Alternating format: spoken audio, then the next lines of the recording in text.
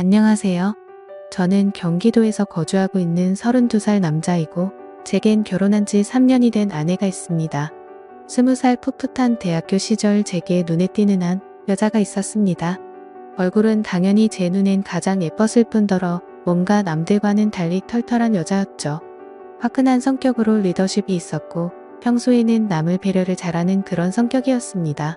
그래서 저는 그런 모습에 반해서 고백을 했고 저희는 연애를 시작하게 되었죠. 보통 조신한 느낌이 전혀 없는 와이프 성격이어서 고백을 했음에도 걱정이 됐습니다. 서로의 자존심이 부딪혀서 싸움이 잦지 않을까 생각했죠. 하지만 오히려 우리 둘의 성격은 정반대이다 보니 서로 이해를 잘해주려고 노력했었습니다.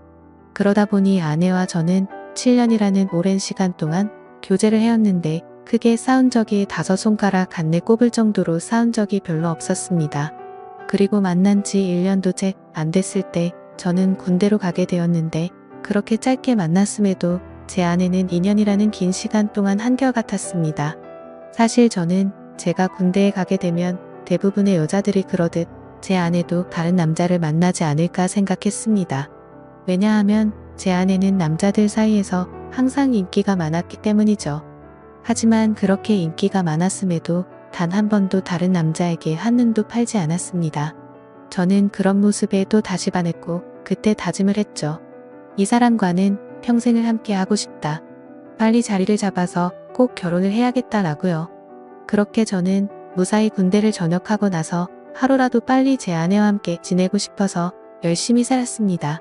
그래서 대학교를 다니면서도 항상 전액 장학금을 받고서 졸업을 했고 안정된 직장에 취직한 뒤에 제 아내와 백년가약을 맺었습니다. 평생을 함께하고 싶었던 제 아내와 결혼을 하고 3년 동안은 누구보다도 행복하고 재미있는 결혼 생활을 이어갔습니다. 근데 갑자기 청천벽력 같은 비보가 전해졌습니다. 장인어른께서 교통사고로 인해 갑자기 세상을 떠나게 되셨다고 연락이 왔습니다. 정말 말로 할 수 없을 만큼 충격적이었죠. 항상 인꼬부부 같았던 장인어른과 장모님은 저에게 존경의 대상이셨습니다. 장인어른은 건망증이 심한 장모님이 세상을 떠날 때까지 평생 책임지실 거란 말씀을 입에 달고 사셨죠. 건강하게 살아야 한다며 등산도 꾸준히 하시고 식단 관리까지 할 정도로 자기 관리가 철저하셨습니다. 그리고 장인어른은 제게도 아들처럼 대해주셨어요. 삶에 대한 얘기도 해주시고 부부간의 생활을 어떻게 해야 하는지 많은 조언을 해주셨죠. 그런데 그런 훌륭하신 분이 뺑소니를 당해서 세상을 떠나다니 정말 너무 많이 슬펐습니다. 그렇게 장인어른을 떠나보낸 저희 부부는 얘기를 나누었습니다. 외동딸인 제 아내는 장모님께서 혼자 계시는 게 걱정된다고 하였고 마음이 추스러질 때까지 저희와 같이 지내는 게 어떻겠냐고 물어봤습니다. 저는 평상시에 저를 아들처럼 잘 챙겨주신 장모님이셨기에 흔쾌히 그러자고 했습니다. 그렇게 장모님과 저희는 함께 지내게 되었습니다. 장모님은 제게 항상 고맙다며 맛있는 음식들을 만들어 주셨습니다. 평소 잠이 많은 아내 때문에 아침을 못 먹고 출근을 했었지만 장모님 덕분에 아침을 거르는 일이 없어지게 되었죠. 장모님은 하루 종일 일을 하려면 아침밥이 가장 중요하다고 강조하셨습니다. 그렇게 현명하시고 사위를 아들처럼 잘 대해주시던 장모님이셨는데 또 다시 저희 부부에게는 참담한 일이 생겼습니다. 평온하게 잘 지내고 있던 저희에게 들려온 충격적인 소식은 장모님의 건망증이 점점 심해지면서부터입니다. 어느 날 제게 파출소에서 연락이 왔습니다. 그 댁의 장모님께서 지금 길을 잃어버리셔서 파출소에 와 계시다고요. 아내에게 전화했는데 받지 않아서 제게 전화를 걸었다고 하더라고요.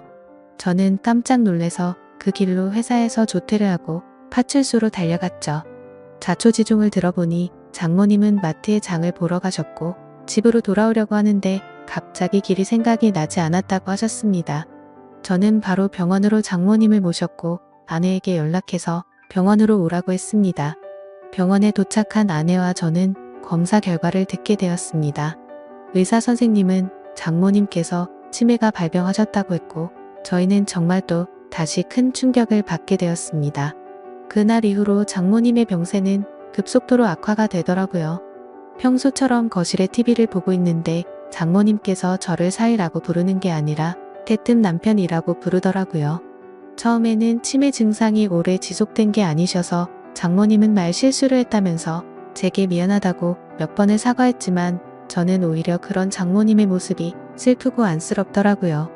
그래서 저는 장모님께 괜찮다고 걱정하지 말라고 말씀드렸고 앞으로 치매 증상이 더 심해지면 어쩌면 좋을지 아내와 상의를 하곤 했습니다.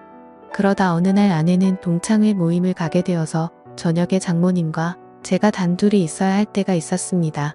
그렇게 장모님과 사이좋게 소파에 앉아서 TV를 보고 있는데 갑자기 치매 증상이 찾아왔던 장모님은 저에게 또 다시 여보라고 부르더라고요.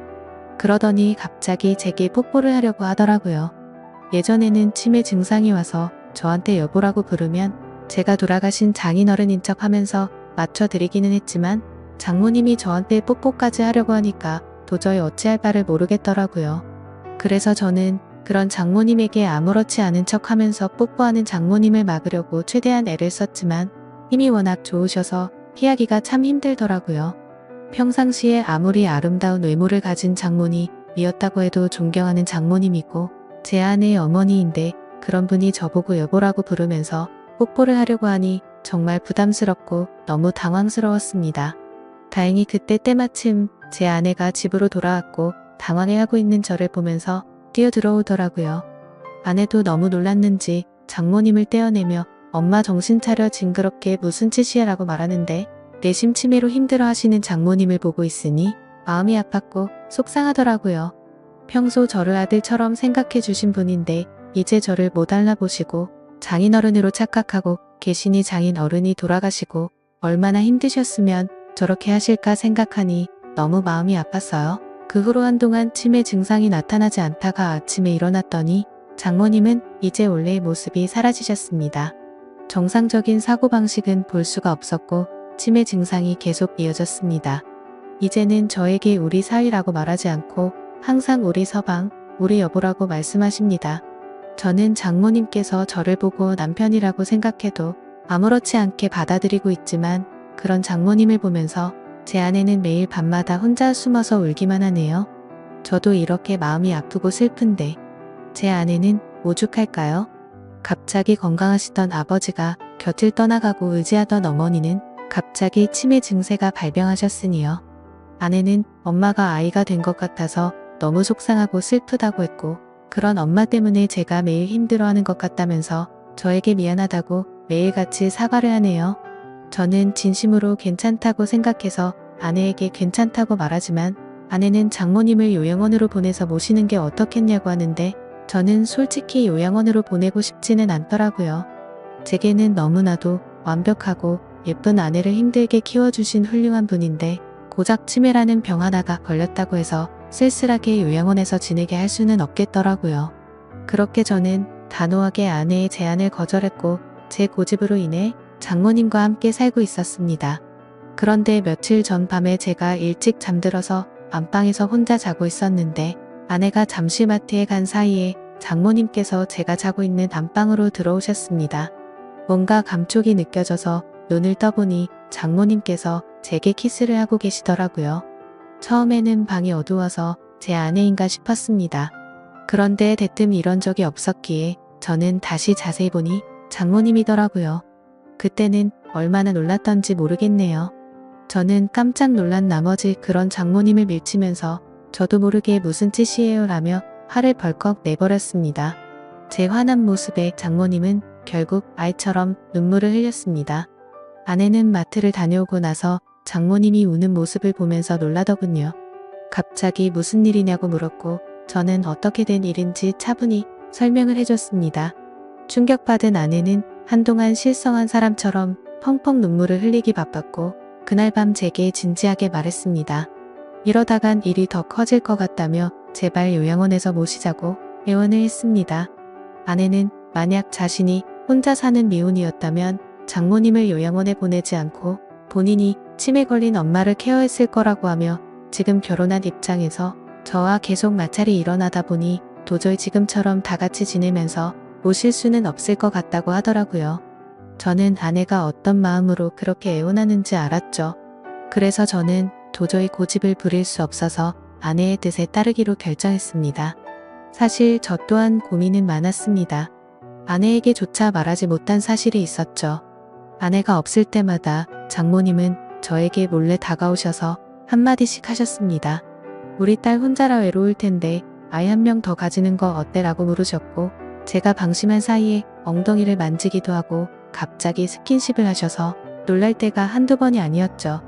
아무쪼록 아내와 저는 어쩔 수 없이 장모님을 요양원으로 모시기로 했고, 기왕이면 일반적인 작은 요양원이 아니라 시설도 좋고 여러 가지 좋은 조건을 골고루 가지고 있는 큰 요양원을 알아보고 있었습니다. 장모님이 건망증이 심할 때부터 미리 들어놓은 보험이 몇 개가 있기도 했었고, 아내와 제가 어느 정도 경제적인 능력이 있었기에 좋은 요양원에서 모시는 것 정도는 크게 부담이 되진 않았습니다. 좋은 조건들의 요양원을 선별하는 건 꽤 시간이 들었고, 요양원에 들어가는 절차도 있었기에 저희가 원한다고 바로 들어가진 못했습니다. 그래서 준비를 마칠 때까지 며칠 정도는 장모님과 저희는 같이 지냈습니다. 이 사실을 아무것도 모르고 천진난만하게 지내는 장모님을 보고 있자니 저는 계속해서 마음이 쓰고 안타까웠습니다. 하지만 장모님과 아내를 위해서라도 요양원으로 들어가서 지내시는 게 맞다고 생각을 했습니다. 그렇게 지내다 요양원에 들어가기 하루 전날 또 다시 대형 사고가 터져서 아내가 쓰러질 뻔한 사건이 일어났습니다. 제 아내가 있는데도 불구하고 장모님은 원피스 잠옷을 입고 거실로 나오셨고, 갑자기 저에게 오늘 자신과 함께 자면 안 되겠냐고 요구하는데, 저는 너무 놀래서 당황해서 어쩔 줄 몰라 하고 있었습니다. 아내는 그러지 말라고 하는데 밀쳐버리고 저에게 달려들었습니다. 그러더니 지난번처럼 키스를 하려고 했고, 당황한 저는 또 다시 장모님을 밀치면서 화를 내고야 말았습니다. 이번에는 화를 내도 장모님이 울지도 않고 억지로 키스를 하려고 고집을 부리시는데, 역시나 힘이 좋으셔서 뿌리치기는 게 정말 힘들더군요. 결국 아내까지 달려들어서 장모님을 어렵게 떼어낼 수 있었고, 장모님은 말리는 아내를 보고 도대체 내가 뭔데 우리 사이를 갈라놓냐고 고래고래 소리쳤습니다. 질투가 나서 그러냐며 욕을 해대면서 아내의 뺨까지 때리시더라고요. 순식간에 벌어진 일이고 태어나서 처음 겪어보다 보니 너무 무섭더라고요. 제가 알고 있던 자상하고 고운 장모님이 이렇게까지 변하는 걸 보니 정말 다른 사람인지 알았습니다. 아내도 마찬가지로 엄청 당황해하면서 울면서 가만히 서 있는데, 저는 그런 아내를 데리고 안방으로 피신을 시켰습니다. 그렇게 사고가 크게 한바탕 벌어지고 난 뒤 장모님을 진정시키느라 몸도 마음도 정말 힘들더라고요. 다음날 저는 아침 일찍 일어나서 장모님을 요양원으로 모셨습니다. 그런데 장모님은 눈치를 채셨는지 갑자기 우시면서 자신을 두고 가지 말라고 하는데, 그런 모습을 보고 돌아서는데 정말 마음이 찢어지듯이 아팠습니다. 지금도 일주일에 한두 번은 장모님 보고 싶어서 찾아뵙는데, 아직도 저를 보고 남편이라고 부르며 왜 자신을 두고 갔냐는 식으로 말하더군요.